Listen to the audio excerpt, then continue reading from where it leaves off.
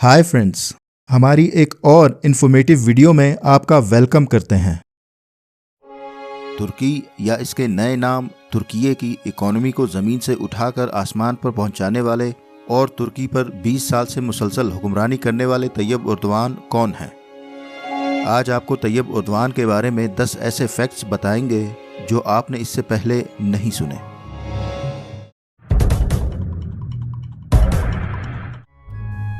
طیب Erdogan Istanbul میں پیدا ہوئے ہیں، مگر ان کے والدین والد احمد اردوان اور والدہ تنزیل اردوان اصل میں جارجیا کے علاقے ایجرا سے موو ہوئے تھے ترکی کے رز صوبے میں۔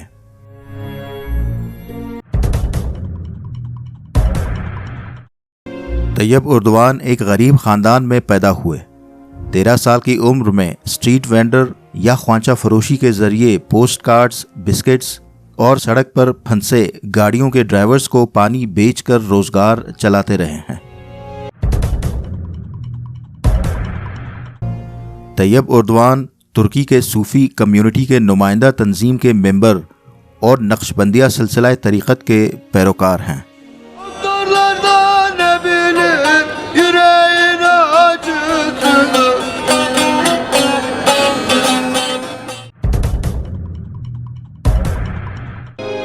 طیب اردوان کو دینی تعلیم پر عبور حاصل ہے۔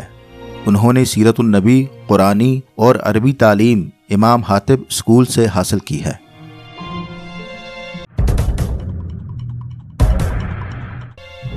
MBA کرنے کے بعد انہوں نے پرائیویٹ سیکٹر میں کنسلٹنٹ کے طور پر سینئر ایگزیکٹو کے طور پر کام کیا۔ یونیورسٹی میں تعلیم کے دوران ان کی ملاقات کہنہ مشق اسلامی سیاستدان نکمتن اربکان سے ہوئی اور طیب اردوان نے ان کی سیاسی شاگردی اختیار کر لی۔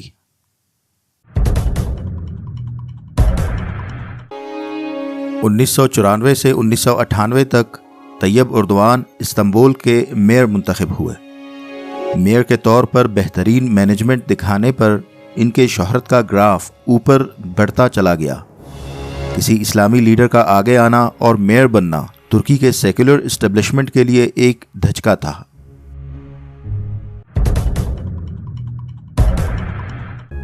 میئر کے طور پر طیب اردوان استنبول شہر کے مرکزی چوک میں مسجد کی تعمیر کے خلاف مظاہروں کے سامنے جھک گئے، مگر وہ ہوٹلز اور کیفیز جن کے مالکانہ حقوق استنبول شہر کے پاس تھے ان میں شراب نوشی کو ممنوع قرار دے دیا۔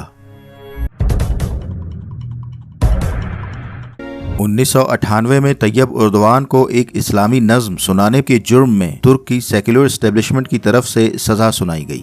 اس نظم میں مساجد کا موازنہ بیرکوں سے، میناروں کا موازنہ سنگینوں سے اور وفاداری کا موازنہ فوج سے کیا گیا تھا۔ طیب اردوان کو 10 ماہ قید کی سزا ہوئی اور انہوں نے میئر کے عہدے سے استعفیٰ دے دیا۔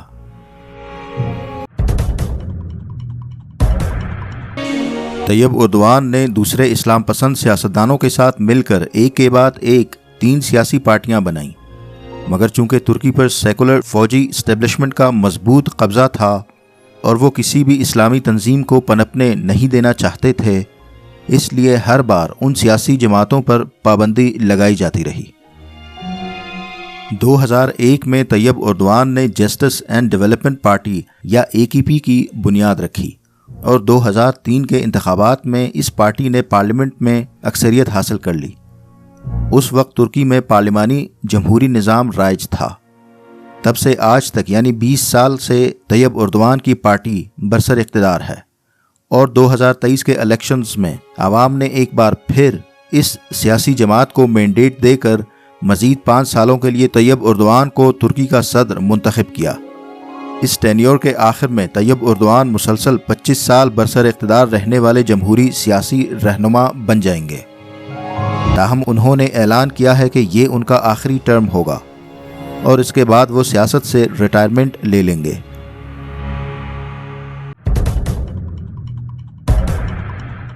اس ویڈیو میں امریکی صدر جو بائیڈن ایک میٹنگ میں طیب اردوان کے خلاف بغاوت کی خواہش کا اظہار کر رہے ہیں۔